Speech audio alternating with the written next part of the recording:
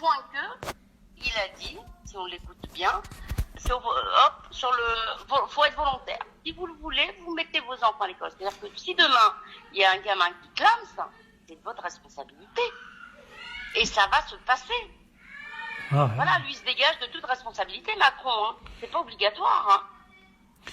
Après avoir euthanasié nos aînés, ils veulent envoyer nos enfants... Bah voilà, c'est de l'euthanasie, monsieur. Je pèse mes mots.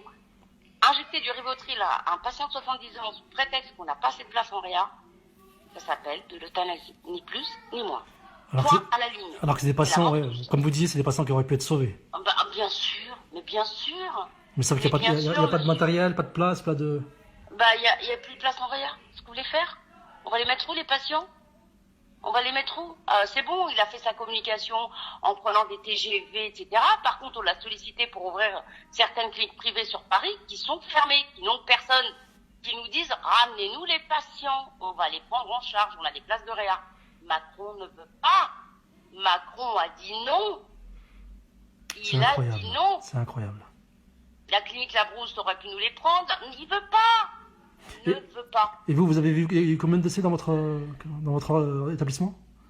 Combien de décès? Oh là là. Tout confondu, hein, enfin, tout venant. Hein. Oh, on en a à peu près 1000 et quelques. Ouais. C'est à Paris, ça? C'est Décès. Ouais, Paris. Paris 15e. Paris 15e. Ouais. Ah ouais. Ah ouais. Ouais, donc les 24 000 morts qu'ils nous annoncent, c'est... Oh, monsieur, mais arrêtez. Pourquoi ils ne comptabilisent pas les Covid-19 décédés chez eux? Ouais. Pourquoi? Bah là, ils en ont parlé, il paraît qu'ils disaient qu'il y en avait 9 000 à peu près.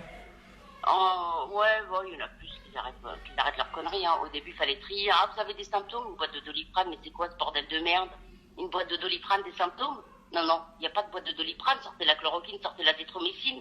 La charge virale, au bout de 10 jours, paf, on la voit quasiment plus. Et ça fonctionne. Il veut pas, Macron. Il veut pas.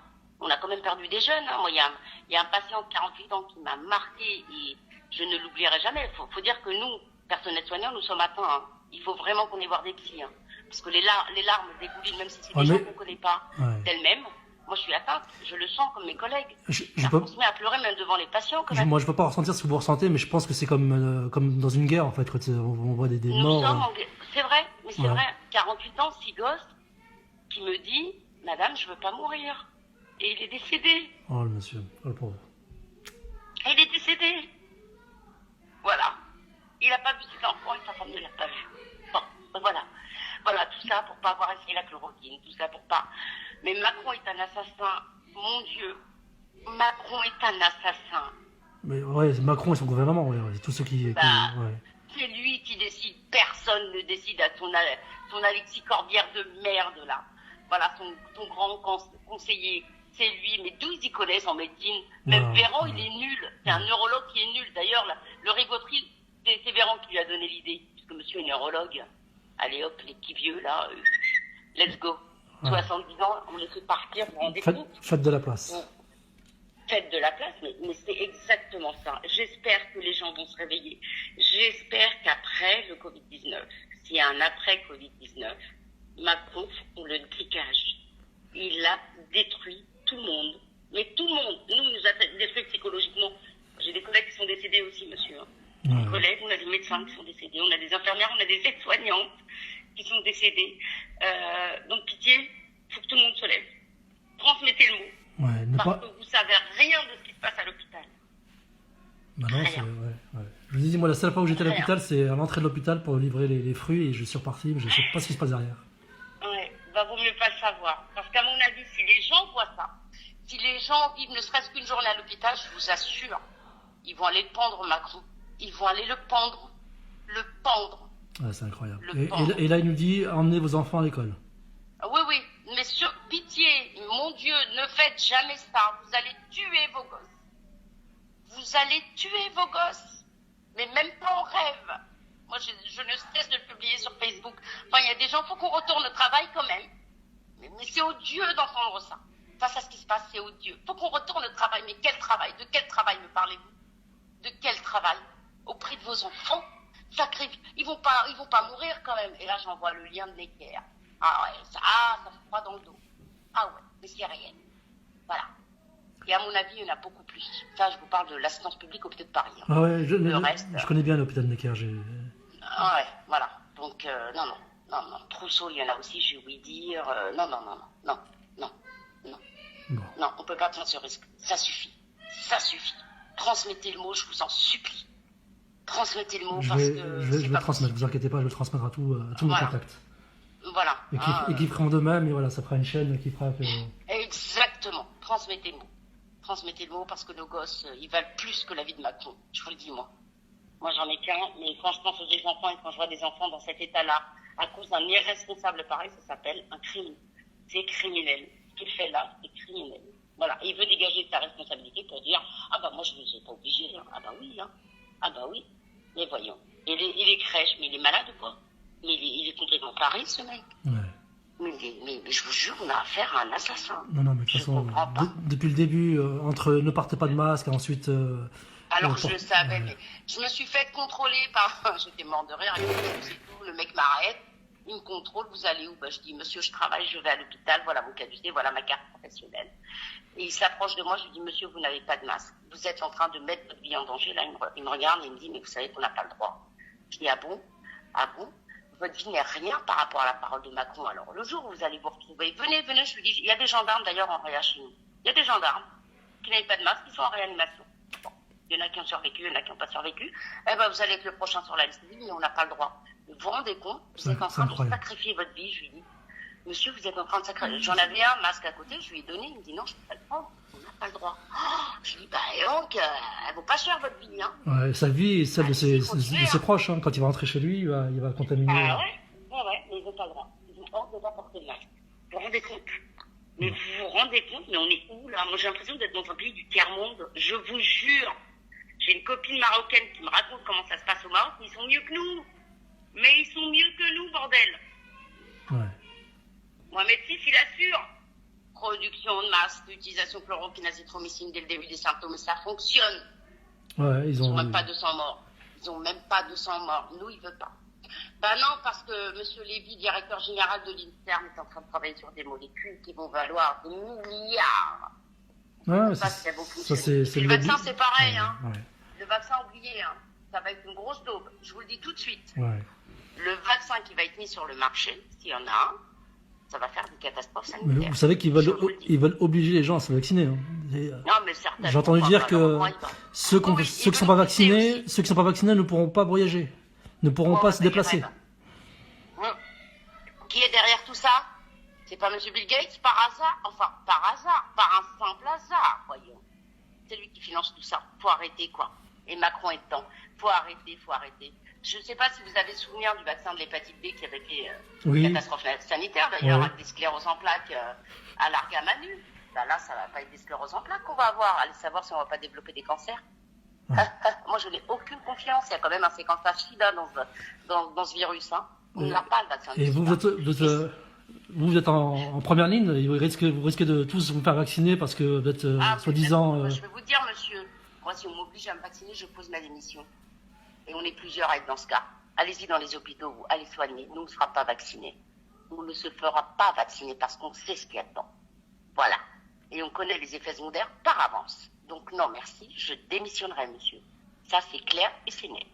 Et j'irai voir ailleurs. J'irai dans un autre pays, la France me dégoûte. C'est bon. Ça me saoule. J'irai au Maroc, tiens. Franchement, aller exercer au Maroc, on est tranquille. En tout cas, vous êtes la bienvenue. Je suis maroc, quoi. Mes parents sont d'origine marocaine. J'ai un appartement au centre de Rabat. Ah bah c'est gentil. Mais je peux vous assurer qu'il assure, hein, votre Mohamed VI, là. Moi, je le félicite. Il a tout compris. Bah, il protège sa population. Hein. Bah voilà.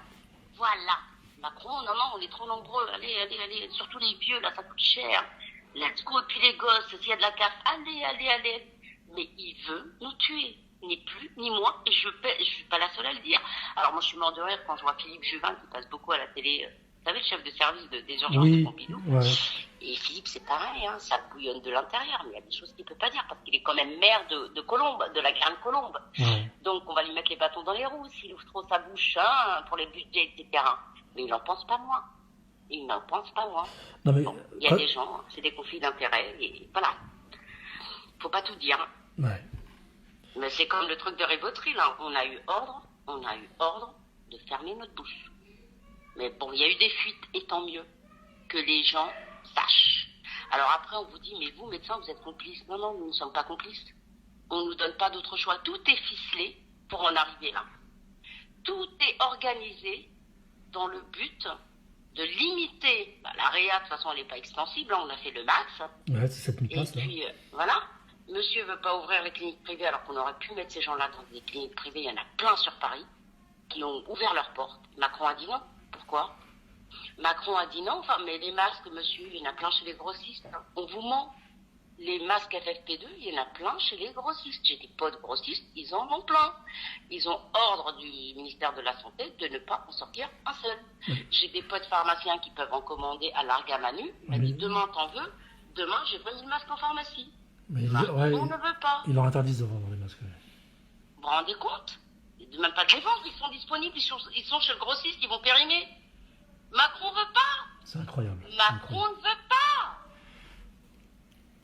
Alors, ça, c'est pas un assassin, mais c'est gravissime. De toute façon, là, il y a des plaintes. Même moi, j'ai déposé plainte. Il y a plein de plaintes. Ça, on n'en entend pas tellement parler. Mais il faut qu'il aille en tôle, ce mec. Ce mec, faut le pendre. Il a du sang sur les mains. Pourquoi ne pas délivrer de masques au grand public? Il y en a, ou chez les grossistes, il y en a. Les pharmaciens ont leurs tuyaux. Ils peuvent en commander comme ils veulent. On ne veut pas. Il risque 6 mois d'emprisonnement quand même. Hein. Ouais, ça devient. Prendre la main dans le sac. Vous imaginez, ça devient un délit de trouver des masques. Ah ouais, non, il y en a chez les grossistes, monsieur. Et des FFP2, hein, c'est pas n'importe quoi. Hein. Il y en a, mais Macron ne veut pas. Alors après, cherchez l'erreur. Bon. Voilà. Ouais, C'est dingue. Je vous jure que c'est dingue. Ouais, c'est dingue. Je vous jure que c'est dingue. Mais non, faites attention à vous, vous laissez pas faire. C'est ce que je dis, préservons nos enfants, je vous en supplie. Bon. Voilà. Ok, madame. En tout cas, merci pour toutes ces infos. Je vous en prie, mais j'en parle à tout le monde. Hein. Ouais. Complètement dingue, mais c'est comme ça. La boulangère, je lui en parle. Le boucher, ah bon, mais les gens, j'ai l'impression qu'ils atterrissent, quoi. Mais les gens, j'ai l'impression qu'ils atterrissent. Non, mais... bon, ils découvrent. Non, ceux qui découvrent... La BFM, enlevez-moi tout ça. Ouais, c'est ça. Ceux qui découvrent, c'est ceux qui regardent que BFM, en fait. Ils ont que ce lien-là d'information et... Ouais. C'est des menteurs. C'est des trous Macron. Ils vous montrent, venez sur le terrain. C'est le terrain, mais c'est là où vous avez la vérité. C'est comme le journaliste de Russe, il hallucinait au début. Il hallucinait. Alors moi, j'ai passé des coups de fil chez les grossistes devant lui. Hein. T'as des masques? Oui, combien? Ah bah écoute, j'en ai 500 000 en stock. Ah ouais, d'accord. On peut en avoir? Ah non, notre gouvernemental, on n'a pas le droit de sortir de masques. Ben voilà. Écoutez, on vous ment pas, c'est réel. C'est tel grossiste à de la maison, mais pas de masque. Vous n'en aurez pas. Vous voyez? Ouais. Donc, hallucinant. C'est hallucinant. Voilà. Bon, ok, je vais madame. faire le point